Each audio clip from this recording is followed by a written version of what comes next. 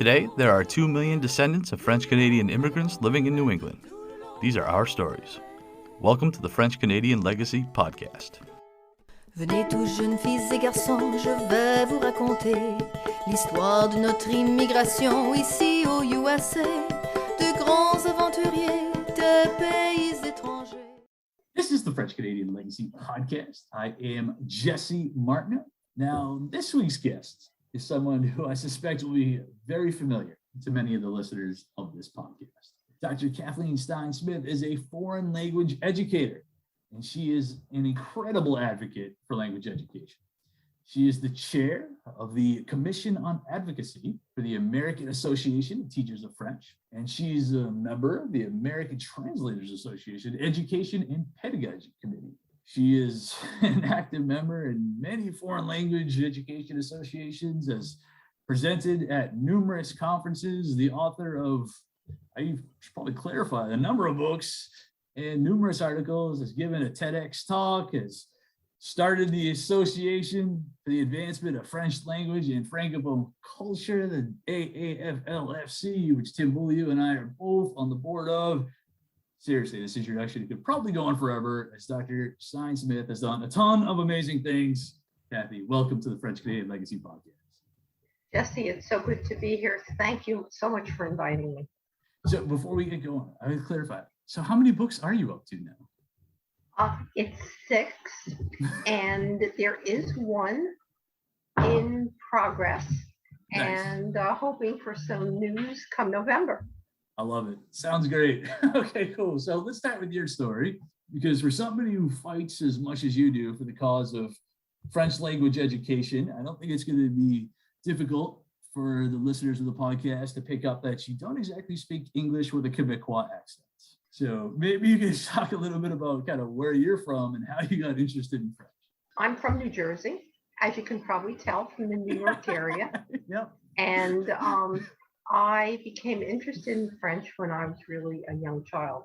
My mother often said and implied that French was just part of life for any person, anywhere. You know, as a child, we made frequent trips to Quebec, and I was just really amazed by the other kids, the coolness.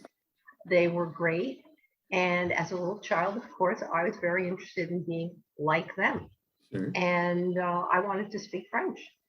And, you know, there are various, we don't live terribly far from Quebec. And there were various French-Canadian contacts. Also in my childhood, there was a neighborhood grocery store that was run by a French-Canadian family. We didn't refer to them as Quebecois at that time, back in the day. And, you know, when the time came, I certainly took French in school and started to take French in college, and then decided that I really wanted to go to Quebec to study French. And so I was really fortunate. I was able to do my bac spécialisé at the university in Quebec City, at Université Laval, and I stayed on to do a master's degree. You know, that French has been part of my life really for as long as I can remember. But no, you're right. I don't have a Quebecois accent. You know, pure Jersey. Yeah, no, that's awesome. Now, I'm curious. I mean, I've read this before. You know, you've gone on these trips to Quebec when you were young. Is there a reason why specifically? Because it just doesn't seem like I run into many New Jersey families who take their vacations up in Quebec. You know, honestly, I'm not entirely sure. There was. I mean, we went other places as well. We went to the Jersey Shore. Sure, of course. But we also frequently went to Quebec. My parents enjoyed it. I think my impression was they knew people in Quebec. We went to visit people in the Trois-Rivières area. I guess they have probably old family friends. And I remember once spending an Easter in that area as a very little child and just being in awe of the total elegance. And I was a little girl, so I was looking at other little girls. I was totally in awe of their elegance, on top of which they spoke French. So I wanted to be like them. You know, then as time went on, of course, taking French and studying the literature, and then coming to Quebec, that really changed me, the years I spent in Quebec. For the first time started to be able to look at things from two perspectives. And the Canadian perspective and the Quebecois perspective is unique in that we share the North American context. We share that history of having been a British colony, but yet our trajectory has been quite different. And so we can look at the same issue, and probably some aspects of it we will see in the same way because of that shared experience. But then, because we do have really a very different trajectory and a very different current history, we can see them differently. And that was really eye-opening for me. You know, back in the day, we didn't have the same kind of access to information that we do today. I can turn on the TV in the morning and watch Radio Canada. Sure. But back in the day, you didn't have that access. And so for me, that was something that really, I think, changed my life. You know, we hear talk about education being transformational. And for me, that was really transformational at the time, and it has stayed with me. You know, and plus there's that factor, you know, we always talk about global languages, and people didn't so much back then, but they talked about international languages. And, you know, we have English spoken around the world, we have French spoken around the world, and yet we have all these wonderful local forms of language. And it was just wonderful for me to have the opportunity, you know, having heard a little bit of French growing up and studying French in school, then to hear also this wonderful, you know, authentic North American French. And, you know, in the same way, I guess British English and American English are a little different. And I know sometimes the English Canadians that I ran into, they would say, "Oh my gosh, your accent," speaking English, that is not French. That's a whole other story. But they would say, "Oh my gosh, that accent when you speak English." But it was a wonderful experience. And, you know, I don't think I would have really ever been able to do many of the things that I have done since had I not had those years, that world-class education. And also the welcome that I experienced. I was very impressed by the fact that the warmth of the Quebecois and the Quebecois. You know, I remember the house mother at the student residence hall where I lived on campus. And I mean, she was wonderful. She took us all under her wing. She knew us all. She advised us. You know, I think of friends that I made when I was at the university. Most were Quebecois. There were a few who were other internationals like myself. And I can remember being invited to the homes of Quebecois friends, you know, in Quebec City. But also, I remember being invited to the home of a friend who lived just south of Rimouski, and staying at the family farm and camping out, going to the guest visit. People really welcomed you, you know, and it didn't matter so much that you were an outsider. They welcomed you. They made you feel at home. I understand that this town is kind of a town that's constantly changing, and it's kind of one of the things that they're proud of here, I guess. Maybe you just talk about what did Quebec City look like when you were here, and how would that not be what I'm seeing now? Quebec City, of course, is known as being the only fortified city still with its walls intact in North America. And, you know, at the time, there was the Terrasse Figuerin, Chateau Frontenac, just like the one behind me there. That's right. And the Plaine d'Abraham, the Citadelle. They had at the time, you know, I was, I'm going to date myself here. I was at Royale at university in the years probably shortly following the Révolution Tranquille. Oh, sure. And it was an exciting time. There was a lot of awareness of language. It was a real sense of being at the center of something very, very important. There was the passage of the Official Languages Act.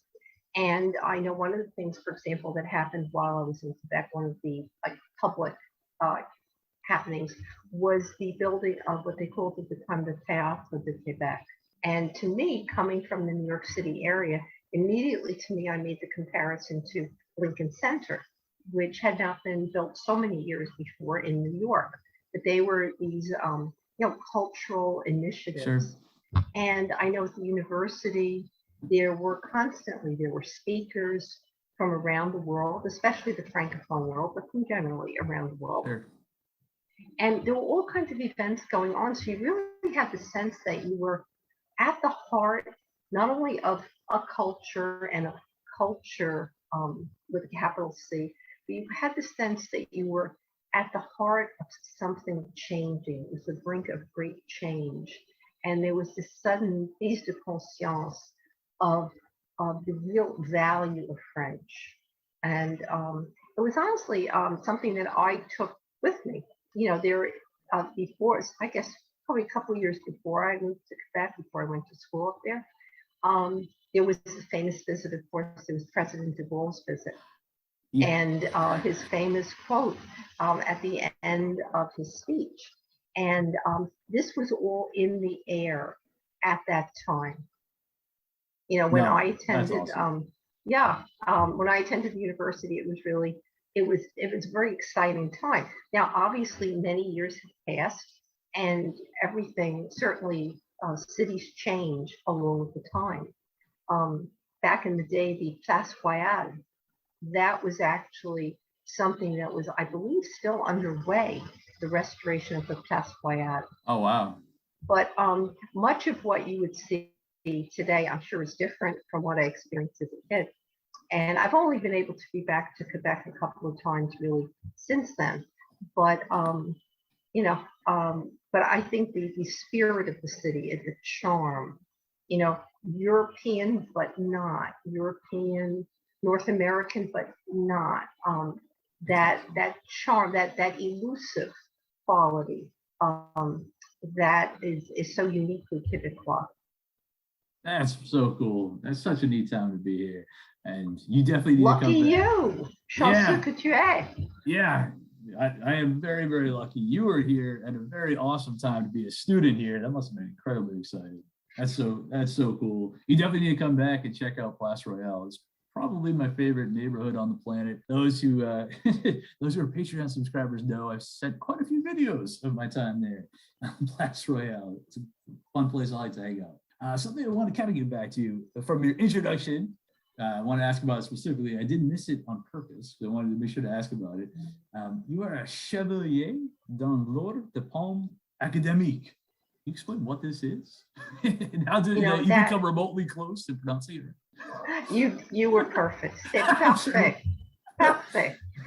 That was honestly the greatest honor that I have ever received. Awesome. It's an honor given by the French government and recognizes contribution. I remember clearly the decoration ceremony. My family and I went to the Albertine, which is a building in New York, a famous mansion in New York, adjacent to the French consulate, and opposite Central Park. And it was an official ceremony where the French Cultural Counselor actually placed the ribbon, on my lapel. And it's an organization founded in 1808 by Napoleon. And I cannot think of any other honor that I've ever received that has really touched me so deeply. Being thanked for really, and in my mind, for why? Because honestly, French language and Francophone culture and all the people I've met, the experiences I've been able to have, the world-class education I received in French in Quebec. I mean, I've been on the receiving end. So honestly, to be thanked for the small things that I'm able to do, to talk about how really wonderful French can be in your life as part of your life, it moves me just to think about it. Yeah, let me suggest that they're not exactly small things, the contribution you have done for the French language and French culture here. This is very, very awesome. Do you actually remember where you were when you heard Because I can't even imagine getting like a phone call or somebody telling me that I was about to get this honor. That is so cool. Well, I'll tell you the truth. When the actual certificate arrived, and it's an actual certificate, in a folder in an envelope signed by the French Minister of Education. The certificate arrived at my home one morning. I was at work, and I got a call from one of my sons. I have 3 grown sons, all wonderful. I got a call from my son saying, Mom, there's this big envelope here from the French government. And I said, put it on the table, keep it safe, until I get home tonight. Sure. And he didn't tell me, but he actually hopped in the car and brought it to me at work that morning. Oh, wow. So that's I was sitting at the desk in the library where I worked. And actually, that was when I received it. That is a great day. Very, very, very cool. It was. Oh, that's awesome. One thing I want to get to, obviously, talking about some of the work you've done, was your TED Talk. I think doing a TED Talk's amazing. How did that come about? How did you end up giving a TED Talk? That was actually a very amazing experience for me. I had always been like a French teacher and a librarian and a French teacher. And I had at mid-career, my kids were basically in, I guess, high school at that point. And I had become very interested in our university's mission of education for global citizenship. And my thing really was, how on earth are we going to be global citizens if we can't talk to each other? Yeah. And in my own mind, this idea of multilingualism and global citizenship and French as a global language and started to come together. I went back and did my doctorate, at mid-career, late career, whatever. And that really set me on a different, again, that was transformational. Not to the same extent because I was older at that point, but that was also transformational and really set me off on a different trajectory, realizing that education is such a blessing. Not everybody is fortunate to have an education, and that therefore you have to use it.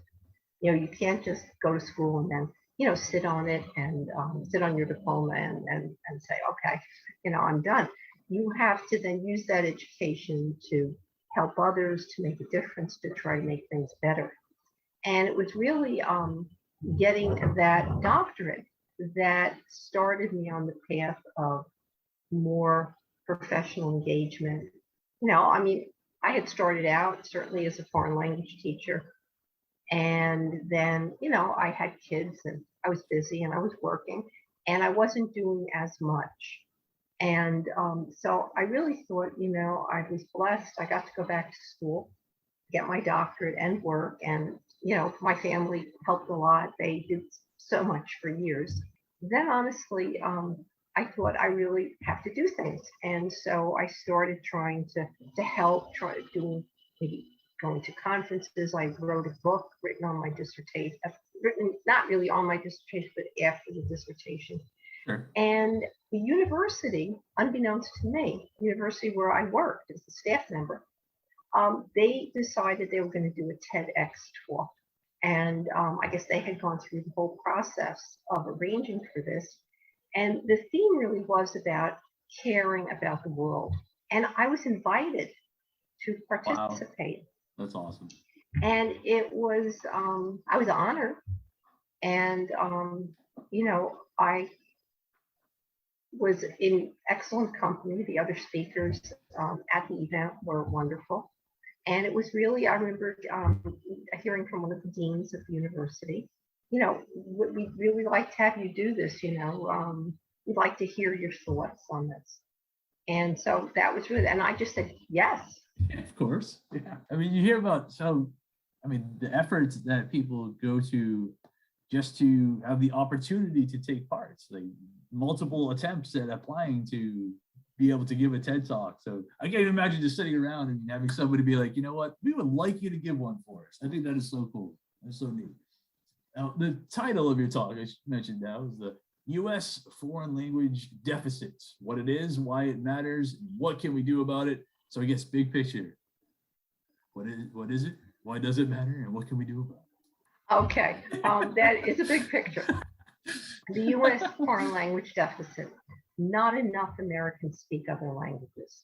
Right. You know, for example, if we compare the U.S. to, for example, Europe, many more young people in Europe have the opportunity to learn another language from a very early age. Sure. And so when they finish high school, they can actually be quite proficient in, you know, several additional languages. In the U.S., we don't have that opportunity. A lot of elementary schools do not offer foreign languages. In fact, most of them don't. Most public elementary schools in the U.S. do not. There's not a lot of continuity. Not every middle school offers a foreign language.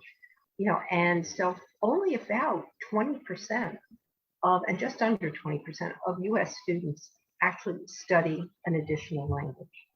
So, but why does this matter? It matters because foreign languages are needed. They're needed certainly in our communities. The U.S. is more multilingual than it has been in the last 100 years. And it's needed in business, it's needed in government, it's needed in the public sector, it's needed globally. It does matter. It impacts our ability to be, I guess, fulfilled as individuals, okay? It also robs us of the cognitive benefits, the academic benefits of language study. It also makes us less able to get out there in the broader world and work with others on addressing important issues like climate change. Or I'm sure in the conferences now, I mean, I'm not a medical professional, but I'm sure in conferences where we're discussing how to address things like COVID, there are people there from all parts of the world. Sure. And sometimes it is a lot more direct if you can certainly understand what a person is saying in their language, rather than having to go through a translator or translation all the time. Yeah, no, it's interesting. I'm glad you mentioned in the cognitive benefits, because that was actually something I was hoping to bring up, because you wrote an article that was actually really interesting, titled, 7 Reasons to Learn a Foreign Language. And then the second one was it boosts academic achievement. And I would think it'd be cool if you could talk about that, because I think a lot of times there's a misconception about this, and I have certainly come across it for sure. There have been a lot of studies that have shown that they've demonstrated the benefits of bilingualism. And the cognitive benefits are, and there are studies that have shown people can reason better.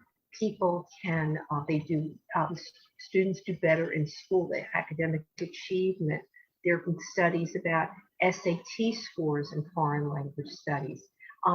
There are also studies about how bilingualism especially benefits low-income children. And it goes on and on. Now, it's not a black and white kind of thing. It's not like a pill that you might take, like you take an aspirin or something. Sure. That if you study a foreign language, immediately it's going to transform you.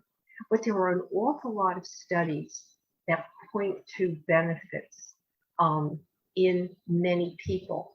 But these benefits do vary depending upon the type of bilingualism that you have, how well you actually know the other language, how you learned it, how you use it. And people themselves are also not the same. So not every child who takes language X in preschool is going to have the same exact SAT score at the university level. Sure. But people are different. But by and large, youngsters that have a chance to study an additional language do have an array of benefits. And the neuroscientists certainly can explain this in a lot more detail than I can, but the evidence really is irrefutable. It's language, the opportunity to learn another language is something really that is beneficial. It's beneficial to the child, to the person. It's beneficial to our economy. And I'm not putting these in any particular order. Sure. There have been 2 recent studies done that that companies in the U.S. Need more people with language skills. They don't have the people they need. They estimate, there are estimates of the percentage, the dollar amounts of income, of revenue that they are losing because they don't have enough language skills. You know, the language capacity of the United States is in deficit. It's not sufficient to meet the needs, the demands of American business and industry. So that it's a professional advantage for a child also. There are studies that will show that two people with the same skills, the person who is also has skills in another language and knowledge of another culture might be more likely to obtain and to keep employment than someone that does not, with all things being equal. So yeah, there is this deficit, this gap between supply and demand. I'm not sure if it's decreasing now. You know, the United States has had an interesting transformation. In the 19th century, there were lots of people coming into this country from mainly a lot from Europe. Sure. And they brought all kinds of languages into the Americas and also into Canada, where you are right now. And there were lots of bilingual schools, and there were people who spoke other languages. Now, of course, the world society is quite different at that time, but there were schools that there were bilingual schools, and there were lots of people around you that spoke Sure. other languages. And then in the 20th century, that diminished slightly. There were laws that encouraged the use of English in public settings, and the use of other languages and learning of other languages tended to decline. The number of native speakers in our communities was declining. And now, I mean, there are signs out there that because now, again, once again, there are numbers of people in the US, large numbers of people who speak other languages in the home again, that maybe it's time to sort of reimagine foreign languages and other languages. I don't like to call them foreign, really, because they're not. Yeah, French is absolutely. an American language, and Absolutely. really is any language foreign. There's probably somebody down the street that speaks it, any language that we can think of. Sure. But maybe it's time to re-envision other languages as something that, if we're English speakers, it will help us in a lot of different ways. It even sort of staves off the onset of dementia if you regularly use more than one language. So it benefits the child. It's a Sure. career benefit. It also benefits you in your old age. But on the other hand, there are also many millions of people coming to the country who speak another language in the home.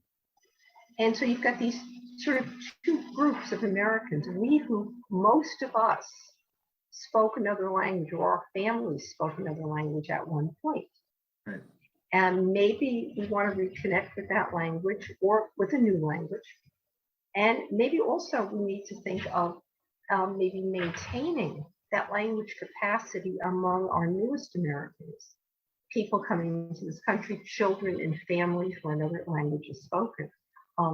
Language educators like to call that heritage languages.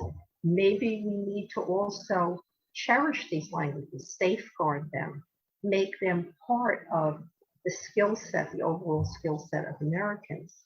So there is kind of this movement, I think, back toward resurgence of language use and language learning in the US because of telecommunications, the ease of travel, because of perhaps more people coming to the US now, once again, bringing other languages with them. So it really, all of our languages, I mean, I think I saw there were 2 million people in the US who speak French in the home. That's awesome. There are anywhere between, I've seen figures from 10 million to 16 million people who are of French heritage. Now, that could mean descendants of the earliest explorers. Sure. It could mean somebody whose grandparents arrived here. It could mean somebody who just came here in search of a different life. And maybe we should keep those languages now. Maybe not try to assimilate them. and that we would all be perhaps better for it. No, I like that message. As a descendant of Maturin Martineau myself, no, this is very, very cool. And I liked the whole discussion of the SATs because, you know, as we've talked about before, I'm the first generation in my family who did not grow up speaking it. And I've obviously through the podcast, especially had the opportunity to meet quite a few people who are in a similar situation than I am. I can't tell you the amount of times I've heard that the reason, or a reason, maybe not the reason, but at least a reason why they were not taught is because their parents were worried that learning French would hurt their English skills and therefore hurt them in school. And so, good. You know, that's true. There was a feeling among many, it's a myth that learning more than one language would confuse a child, hold them back, possibly expose them to being stigmatized. You know, and parents hesitated because every parent wants the best for their child. Of course. And so there was that pressure. There was that metaphor that existed for probably the first 100 years or so of our history called melting pot. Sure. And you know, your grandparents, probably all of our grandparents, and sometimes our parents, you know, went through that coming to America therefore meant kind of leaving your language behind and learning English. I know one of my grandmothers spoke German. Oh, wow. And I'm really terribly sad that I really do not speak German to any great extent. You know, she spoke to me when I was a child, Sure. and you know, as nature happens, you know, the older generation passes, and in my life, you know, I went to German school, Deutsche Schule, for a while, Wow. but I really haven't had a lot of opportunity to use it. I studied German in school, but I haven't had a lot of opportunity to use it.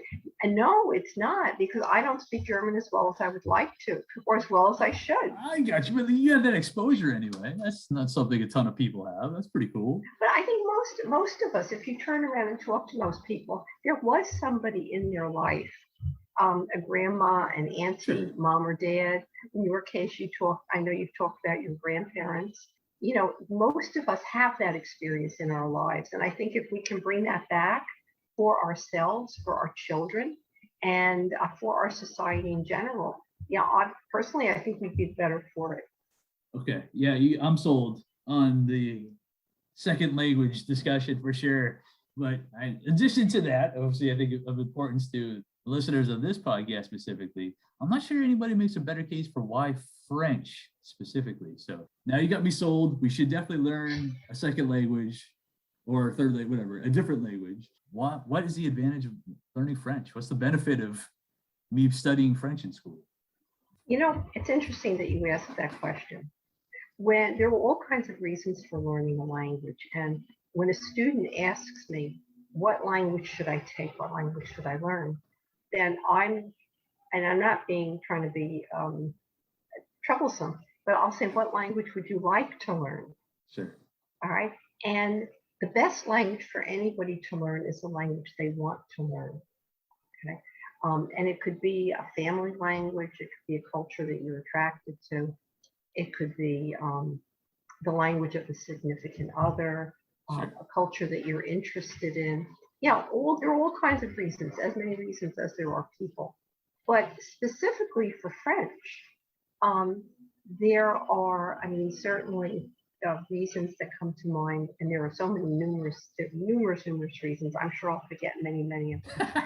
But today I'll think later, oh, I should have said that. But actually, I mean, there just is the place of France and the French culture, French literature, French history, French art, French lifestyle in the world. Historically, France has contributed a great deal to our culture. Much of what is the United States was once a French colony. Sure. And so French is a great world language. It's also our language, okay? A language of where we are, our what is now our country. It also, you know, French is spoken around the world. Generally, it is considered the only other global language. You know, there are many international languages, Sure. But French and English are typically, or English and French, depending how you want to put them, are considered really the only two languages that are spoken on all continents. If you have French heritage, you might want to dig deeper into that. Sure. If you don't even, you might be interested in a language that is spoken everywhere, that opens doors to you wherever you may go.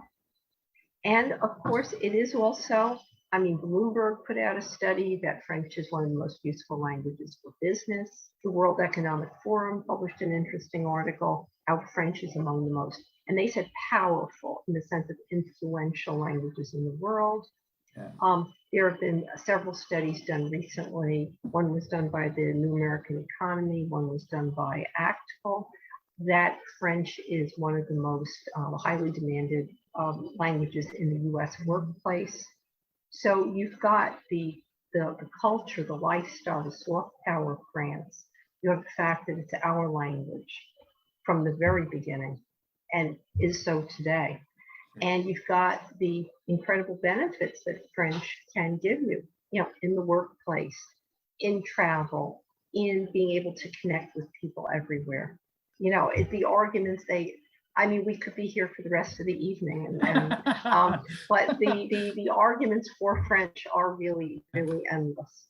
Yeah, it would probably work for me. I'm sure probably you got things to do after this, but now I could talk about that forever. But it did remind me though, because I wrote it down the sentence because I love it. You wrote, the French language is our language. And it reminded me of something you actually said on the North American Francophone podcast with Claire Marie Brisson. You talked about a sign you saw from Missouri, which I thought was super, super neat. Yeah, 300 ans et on est toujours ici. That's amazing. You just explain what that is, because I don't think a lot of listeners would expect to see that in Missouri of all places. Growing up in New Jersey, I was not as aware as a kid that so much of our nation had actually been part of France, had been part of La Nouvelle France for hundreds of years. And, if you go in the center of, everybody knows about Louisiana and New Orleans, but then, if you look at the rest of the country, you look at St. Louis, you look at Detroit, Boise, most people don't realize that that's boisé or wooded.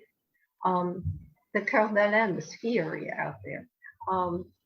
So many place names indicate really where the French were in this country. Louisiana was huge.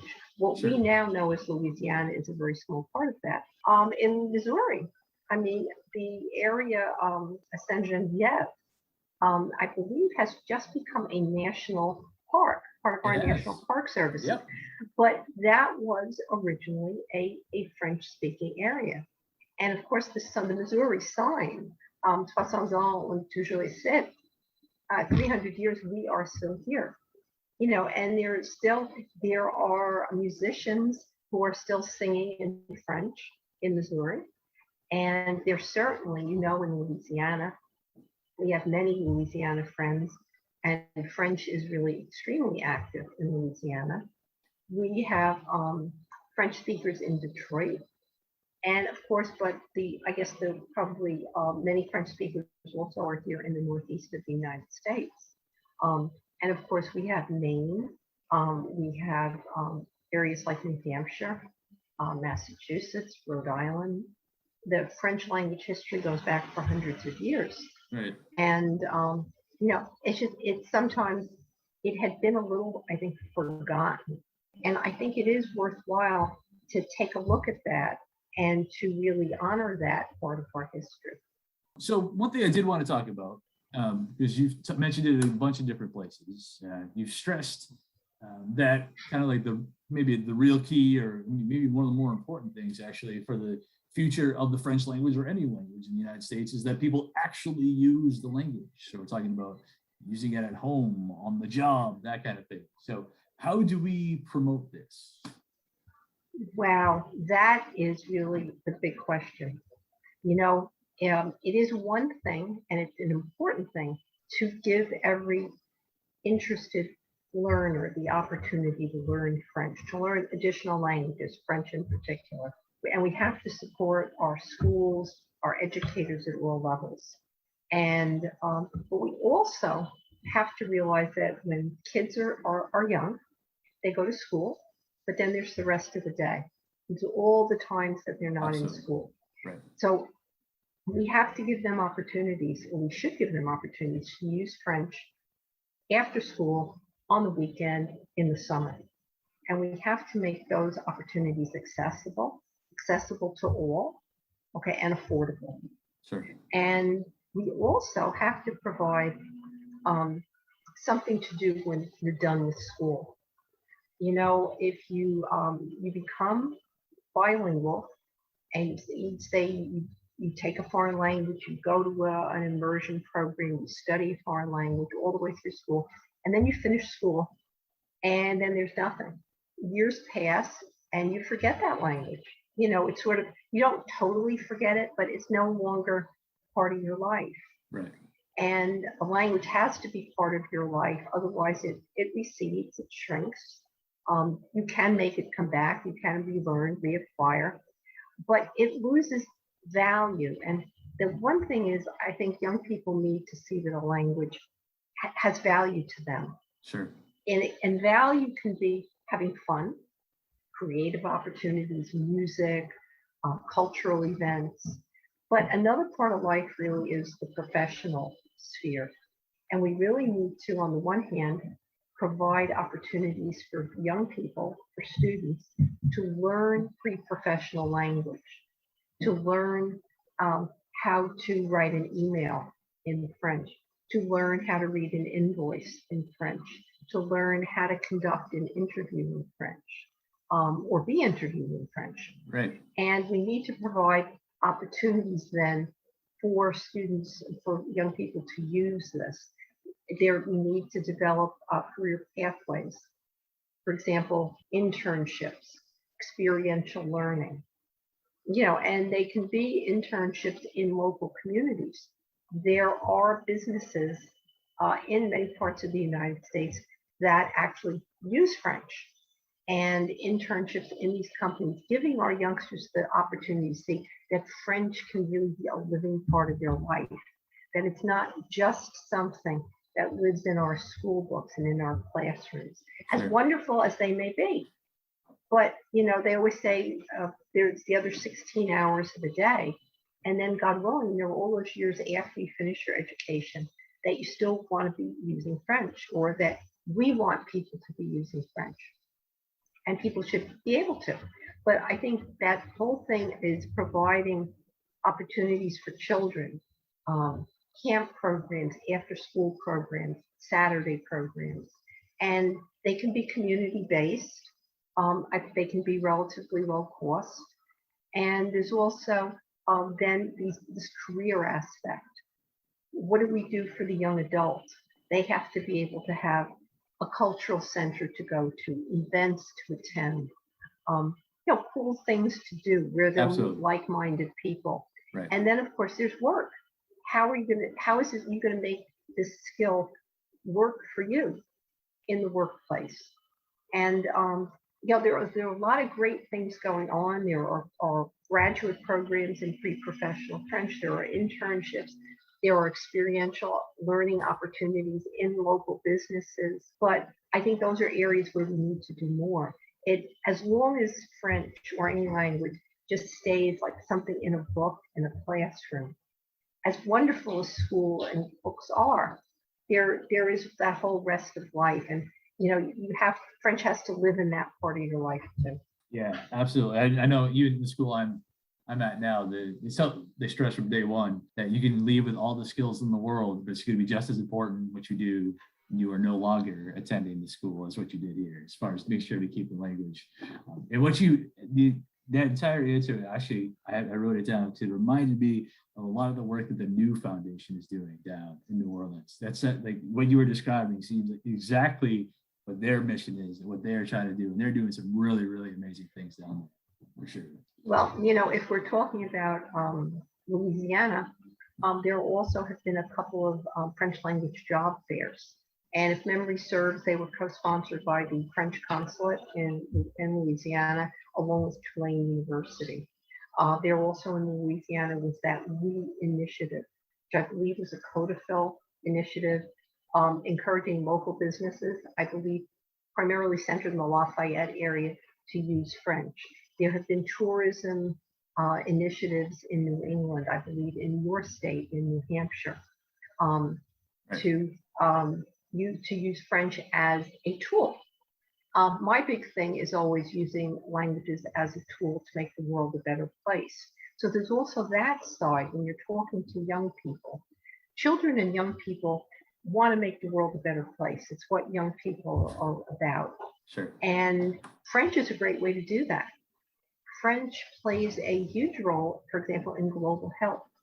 France has always played a leadership role in global health. That's an area where French language skills can come into play. In terms of the Sustainable Development Goals, the final goal, Goal 17, is partnerships for goals.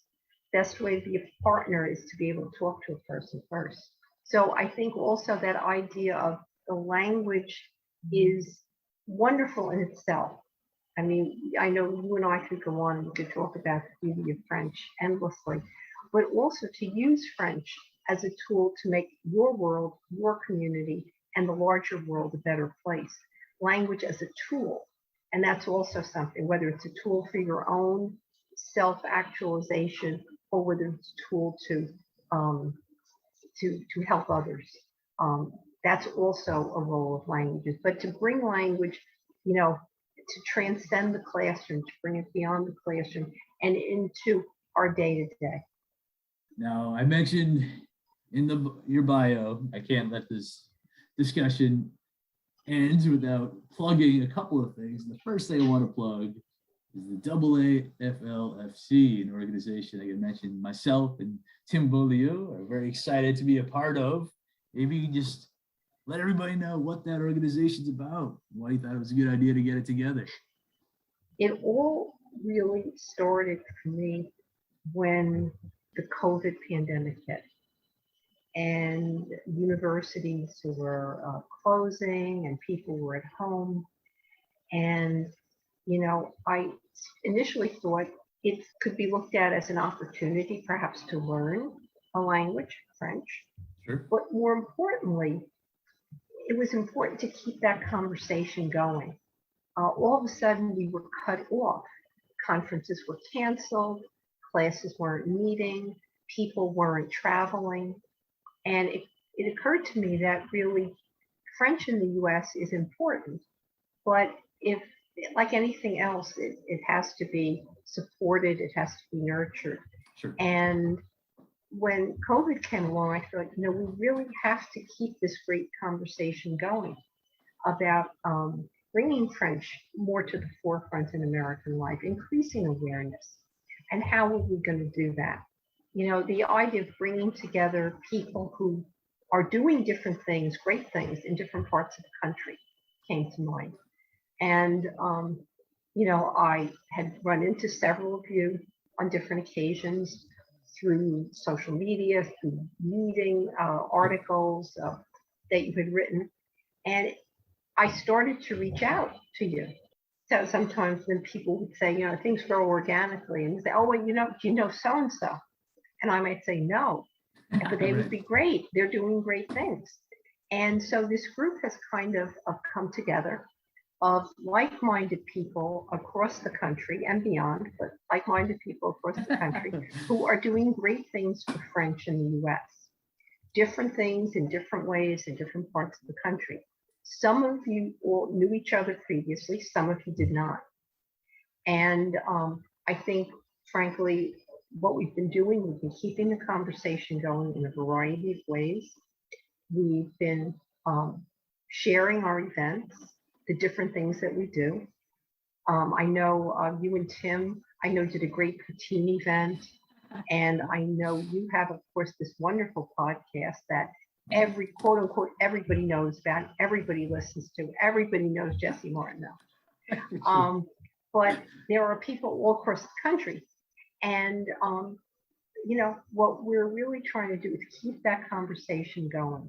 Because if we don't talk about it, if we don't raise awareness, if we don't get the word out to people who maybe have thought a little bit about learning a language, maybe have thought a little bit about revisiting French language and culture, maybe they thought about, well, gee, grandma came from France, or I have a French last name, but I don't know why, or gee, the town I live in has a French name, or gee, maybe I remember those childhood trips to Quebec. It was such a wonderful place.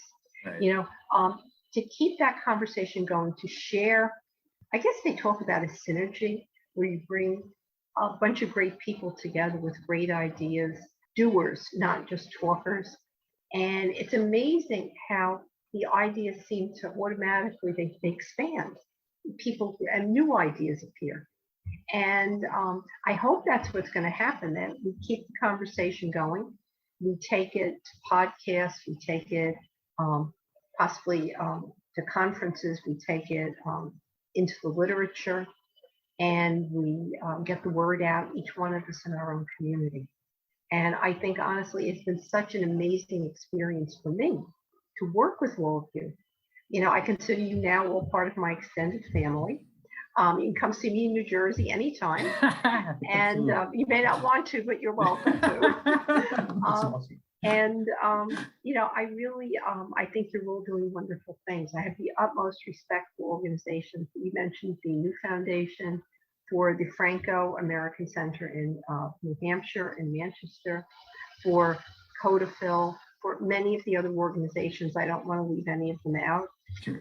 In this country, and for all the people who either on their own or within a group or within an initiative are doing great things to get the word out that this is part of who we are, our French heritage. It's a great heritage, and it adds an extra dimension to whatever else our heritage may be.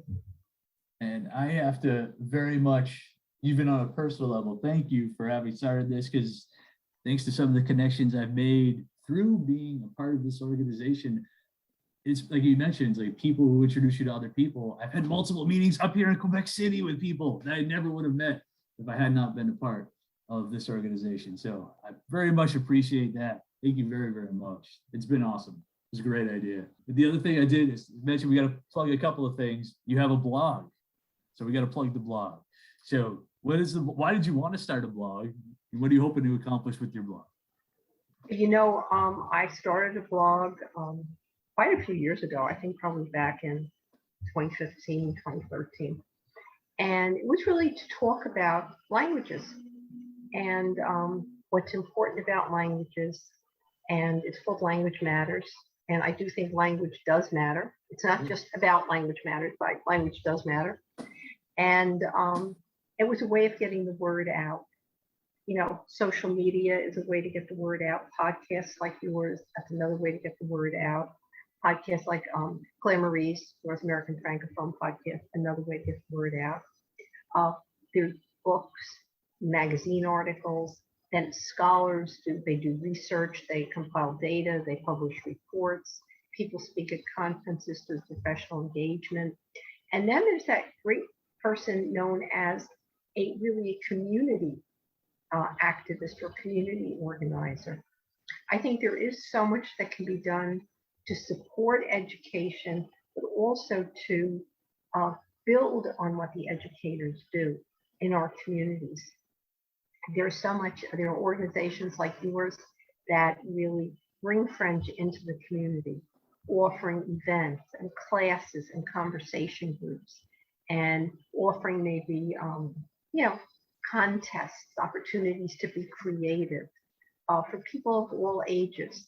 And that's another thing, you really, when you're talking about French language and Francophone culture, you also have to remember that we've all been, or many of us have been in North America for a long, long time. And not everybody is as close to that language. I know you mentioned in your family that you were the first generation not to speak French, you mentioned that earlier. Yeah. But there are people who've been here for hundreds of years and maybe have lived in an area that there wasn't a lot of French around them. And so there are people who feel very connected to Francophone culture, but who are hundreds of years away from that language. And they're really, it's not just about speaking the language, as much as that's wonderful and is certainly a huge part of culture. But there is a place for people who don't yet speak French, and may not speak French at any ever. There's also a place for them in these kinds of community organizations. There's lots of room for cultural activities also for people of varying degrees of fluency. People who speak the language can take the lead. They don't necessarily have to be the leaders, but there's place for everybody. Just like there's a place for people of all ages. There's also a place for people of all different levels of languages. And then who knows, maybe at some point they may decide they want to learn more about French. This has been an awesome conversation. Very, very fun. I'm going to take one more shot. What is next on your agenda? What are you working on that? The ideas that I am thinking about right now are how important it is to bring the opportunity to learn a language to everybody. As I say, right now, fewer than 20% of our children and most adults don't really have an opportunity to learn another language. It's hard when you're working and you're busy. There aren't a lot of really accessible opportunities. So we really have to get that opportunity in the schools and in our communities and in the workplace to more people. It's got to be affordable. It's got to be accessible. And that can mean somebody who is living in a remote location, somebody possibly who's mobility impaired. There have to be opportunities for them too. Absolutely. To learn a language. And the other thing really I am thinking a lot about is this need really to try to make the world a better place and the role that multilingualism plays in that. And that can be locally, it can be using your language skills to help somebody locally who may be struggling to learn English, who doesn't learn English, who doesn't know English yet. It could be certainly on the world stage, working through some UN initiative or through some NGO initiative or going into Peace Corps. But it's that idea of actually using languages to make the world better. I mean, we've all been through so much the last few years. Our world needs a little TLC right now. I absolutely love that response. Well, this has been way, way fun. This has been so, so cool. Again, we've been talking to Dr. Kathleen Stein Smith. Kathy, thank you so much. If somebody wants to buy your book or check out your blog, where can we send them? First, thank you, Jesse. Thank you very much for this opportunity. I'm so happy to have had the opportunity to talk to you tonight about so many interesting topics. And you can find me on Facebook, on Twitter, and you can certainly find my books probably on Amazon. Perfect. But if anybody has a question about language, about French specifically, or about languages in general, they can also, I'm happy to give my email address. You can reach me at kathysteinsmith@gmail.com. That is awesome. Well, thank you. I really appreciate it, again. Thank you so much. This has been a super interesting conversation. That's awesome. Thank you, Jesse. Now our fathers look at us and sigh with despair, to think that everything they love we simply do not share. But the spirit never dies, our culture will survive. Each of us must choose how much to keep alive. Each of us must choose how much to keep alive. Special thanks to Josie Vachon for providing the music. You can find more about her at josievachon.com. This podcast was produced and edited by Mike Campbell. If you have any questions or comments, please email us at fclpodcast@gmail.com. You can also follow us on Facebook, Twitter, and Instagram at FCL Podcast for more information about the topics discussed. If you enjoyed the show, please subscribe and leave us a review on iTunes or wherever you listen to this episode.